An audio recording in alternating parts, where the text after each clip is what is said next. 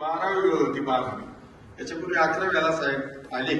परवा या सहज जाता जातात मला जरा सुट्याच्या मार्गे आपण चक्कर मारू आणि तुमच्या गावात काय प्रगती झाली ती पाहू. आणि ती प्रगती झाल्यावर त्यांचे डोळे दिपले, त्यांनाही खूप आनंद वाटला. अखिल भारतीय साहित्य संमेलन 87व महाराष्ट्रामध्ये हा बहुमान कुणाला मिळत नाही आणि मी स्वागताध्यक्ष होतो ना. आता काय घडले नव्याने, दिल्लीला होणाऱ्या साहित्य संमेलनाचे स्वागताध्यक्ष आदरणीय पवार साहेब आहेत. माझं भाग्य मी समजतो. 77 साली कराडच्या संमेलनाचे स्वागताध्यक्ष यशवंतरावजी चव्हाण साहेब होते. 2024च्या संमेलनाचे स्वागताध्यक्ष पवार साहेब आहेत आणि 2014च्या साहित्य संमेलनाचे स्वागताध्यक्ष होण्याची संधी मला मिळाली. ही फक्त पवार साहेबांची पुण्य आहे, याशिवाय मी घडू शकत नाही. आणि मी माझं उदाहरण याच्यासाठी सांगतोय की अनेक लोकांच्या स्पर्श झाला आणि त्याचं लोखंडाचं सोनं झालं. पवार साहेबांचं 84 साली या साहेबांनी लोकसभेची निवडणूक लढवली. ते नुकतेच 78 साली महाराष्ट्राचे मुख्यमंत्री झाले आणि पुढे 80 साली इंदिरा गांधींनी त्यांचं बरखास्त केलं. पण हा नेताच इतका बलदंड होता की जगातल्या भारतातल्या सगळ्या ज्येष्ठ नेत्यांचे, चंद्रशेखर असतील, व्ही.पी. सिंग असतील किंवा त्यावेळेचे देशाचे उपपंतप्रधान देवीलाल असतील, या सगळ्यांनी ठरवलं की पवार साहेबांना देशाच्या राजकारणात आणायचं.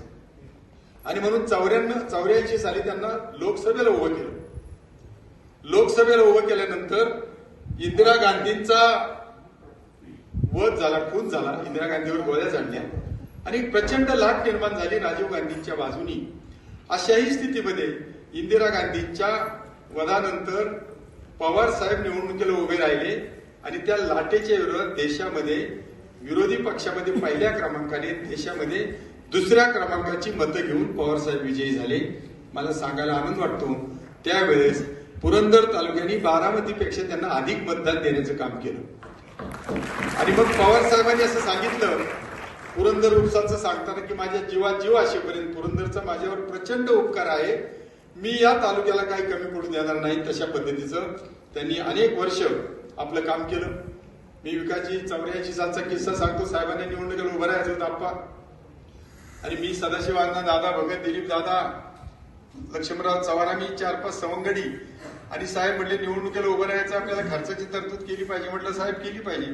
म्हणजे तुम्हाला असं करतो 1-2 हजार रुपये देतो आणि मग तुम्ही जरा निवडणुकीच्या दृष्टीने फिरा. मागून त्यांच्या मनात आलं, म्हणले आपण एक भाड्याने गाडी घेऊ. किती भाडं होईल? म्हणलं साहेब 20,000 रुपये भाडं होईल, 15-20,000 रुपये महिन्याभर गाडी. चालेल म्हणले, तुम्हाला मी 20,000 रुपये देतो आणि तुम्ही सगळ्या तालुक्याचं वातावरण करा तयार. पुढे काय त्यांच्या मनात आलं, म्हणले आपण गाडीच घेऊन ये नवीन. आणि मग माझ्या नावावर 1985 साली 84 साली मी गाडी घेतली. साहेब म्हणजे कुठवर आले गाडीचं? म्हणलं साहेब कर्ज प्रकरण करतोय. कर्ज तर काय आपल्याला कुणी दाराजवळ उभं करत नाही, तुम्हाला कल्पना नाही. आपल्याला काय आहे कर्जाला? काही इन्कम टॅक्स भरत नाही, नाव काय नाही. त्या काळातली परिस्थिती काहीच नव्हतं. रुपी बँकेने माझं कसं तरी प्रकरण केलं. साहेब म्हणजे गाडी कुठवर आली? म्हणजे साहेब पैसे कमी पडतात. म्हणजे किती कमी पडतात? म्हणजे 15,000 रुपये कमी पडतात. म्हणजे घेऊन जा तेवढे.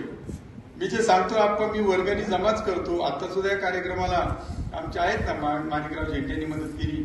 आमचे जगदीश भाऊ तर एवढंच म्हणतात की जयदीप की दादा किती कमी पडेल तेवढं मला सांगा. जगदीप बरंच कमी पडते बरं का. म्हणजे आमचा विठ्ठल मदत करतो, रमेशनी मदत केली, प्रकाशने आम्हाला पहिला चेक दिला. खरं तर लोक नावं ठेवतात की पैसा उभा करणं हे पवित्र काम आहे. कर्मवीर भाऊराव पाटलांच्या शाळेमध्ये मी शिकलो. वनवन फिरले, अण्णा आणि रयत शिक्षण संस्था उभी केली.